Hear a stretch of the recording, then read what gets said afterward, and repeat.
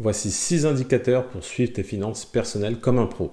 En numéro 1, tu dois connaître toutes tes dettes. Donc les dettes, c'est prêt conso, réserve d'argent, même le découvert, même un découvert autorisé, c'est une forme de dette parce que la banque te prête de l'argent. Toutes tes dettes fournisseurs, ça peut être par exemple une régule d'électricité, toutes ces dettes, tout l'argent que tu dois, même à des personnes, toutes ces dettes-là, tu dois les lister. Et l'idée de faire ça, déjà, c'est de savoir combien tu as en cumulé de dettes. Donc déjà, le fait de le voir visuellement, ça donne un bon indicateur sur tes finances. Et en plus de ça, ça va te permettre de mettre en place la méthode boule de neige. Donc c'est quoi cette méthode? Tout simplement, c'est une méthode pour rembourser ses dettes petit à petit. Donc en gros, ce que tu vas faire, c'est que tu vas commencer par la plus petite dette pour finir par la plus grosse dette. Et en gros, tu vas rembourser d'abord la première dette. Ensuite, ce qui fait que tu auras une capacité de remboursement plus importante, donc tu vas rembourser la deuxième dette. Ensuite, tu auras remboursé les deux dettes, donc tu vas rembourser la troisième dette, et ainsi de suite. Ça veut dire que plus tu vas rembourser de dettes, plus tu auras une capacité de remboursement importante, plus tu pourras rembourser les suivantes, et ainsi de suite. En numéro 2, tu dois connaître tes revenus. Alors, généralement, si tu n'as qu'une seule source de revenus, c'est assez simple, c'est ton salaire.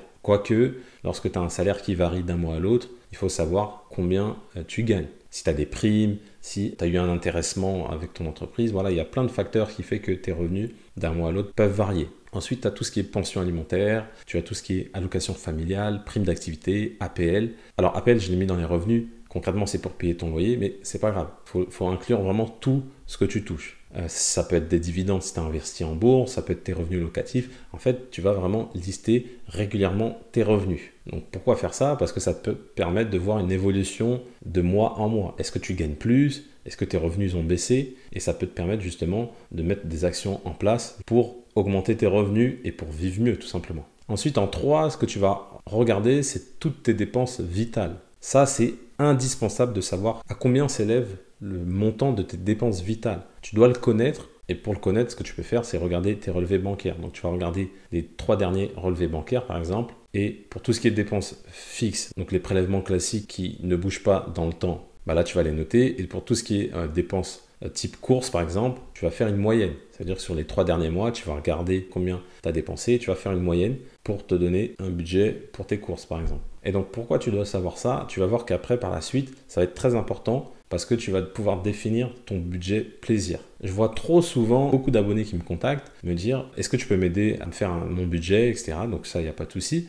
Et après, quand je développe avec elles savent très peu combien elles dépensent. Notamment pour tout ce qui est dépenses variables, c'est très compliqué pour elles de savoir combien elles dépensent. Donc ça, c'est super important de savoir chaque mois combien tu dépenses. Et pourquoi c'est intéressant? Parce que tu vas pouvoir faire une balance entre tes revenus et tes dépenses vitales. Est-ce que la balance, elle est à l'équilibre ou est-ce que tu as plus de dépenses que de revenus? Et une fois que tu vas voir ça, tu vas mettre le nez dans tes dépenses et tu vas voir quels sont tes postes de dépenses les plus importants. Donc tu vas voir par exemple que tes postes de dépenses les plus importants, c'est les courses, et que lorsque tu as regardé sur tes relevés bancaires, sur les 3 derniers mois, tes courses, le budget, il a littéralement explosé. Donc tu vas d'abord voir au niveau des courses pour réduire ce budget, pour rééquilibrer la balance. C'est pour ça qu'il est d'abord important de savoir ses revenus, pour ensuite les mettre derrière, les apposer à ses dépenses vitales. Ensuite, tu dois connaître le montant de tes dépenses plaisir. Il est très important d'avoir un budget plaisir. Et le calcul, tu vas voir qu'il est simple. Pas comme tout ce que tu vois ici. Le calcul est très simple. C'est tes revenus moins tes dépenses vitales.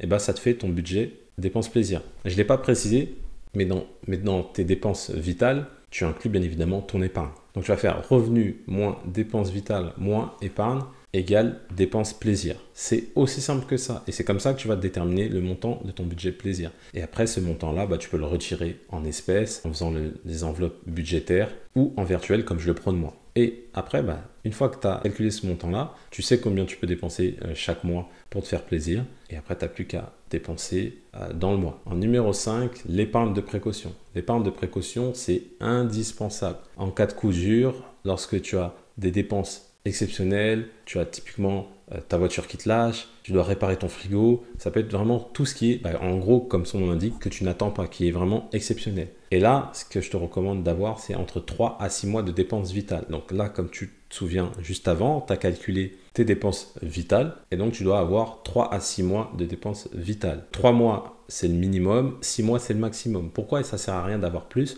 Parce que l'excédent que tu vas avoir, vaut mieux le placer. Tu vas le placer, tu vas voir après, par la suite, le point 6, dans quoi tu vas le placer. Mais ça ne sert à rien d'avoir trop d'épargne de précaution parce que quand tu laisses ton épargne de précaution, tu vas plutôt la laisser dans un livret bancaire classique, donc livret A, LDD, et ces livrets, ils sont très peu rémunérés. Pour la plupart, ils ne battent même pas l'inflation. Concrètement, ça veut dire que tu perds de l'argent. Donc 3 à 6 mois et après l'excédent, on le place. Donc c'est important de calculer son épargne de précaution et de vérifier que tu as bien ces 3 à 6 mois. Si ce n'est pas le cas, tous les mois, tu vas épargner jusqu'à arriver à 3 à 6 mois. En 6, ton patrimoine. Donc ça, c'est une étape très importante. Tu vas devoir calculer ton patrimoine. Donc le patrimoine, c'est le patrimoine financier, le patrimoine immobilier et le patrimoine en action. Donc tu vas calculer combien tu as de cash disponible, donc du cash disponible dans tout ce qui est assurance vie, livret A, LDD, toutes ces choses-là sur ton compte courant, voilà, à l'instant T. Ça, je pense qu'il faut le faire à peu près tous les 6 mois, voire 1 an. Mais en tous les cas, ça c'est très important parce que ça va te motiver à continuer à gérer tes finances. Tu vas voir que ton patrimoine grossit. Donc ça, c'est super parce que ça veut dire que les actions que tu mets en place fonctionnent.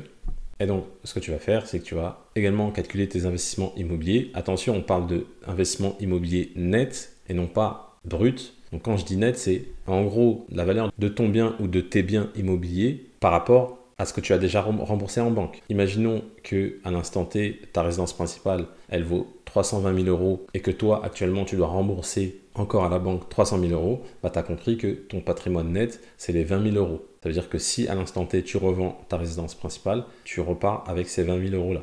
Donc ça, c'est tout ce que tu vas calculer. Tu vas calculer également tout ce que tu as en bourse, l'épargne salariale, assurance vie, toutes ces choses-là. Et il faut que tous les 6 mois, 1 an, ton capital grossisse. Et pourquoi il faut qu'il grossisse? Parce que le patrimoine il va être très utile lorsque, par exemple, tu veux changer de vie. Imaginons que tu veuilles te reconvertir.